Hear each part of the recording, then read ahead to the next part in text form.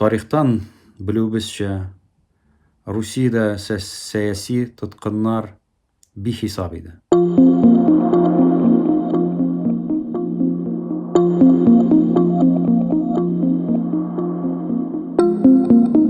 Алар арасында әдипләребез дә, шәхесләребез дә, Гаяз Исхакый, Хади Атласи һәм башка күренекле, мәртәбәле кешеләр иде. Хәзерге вакытта да Русиянең зинданнарында, төрмәләрендә журналистлар, сәяси, милли активистлар утыра.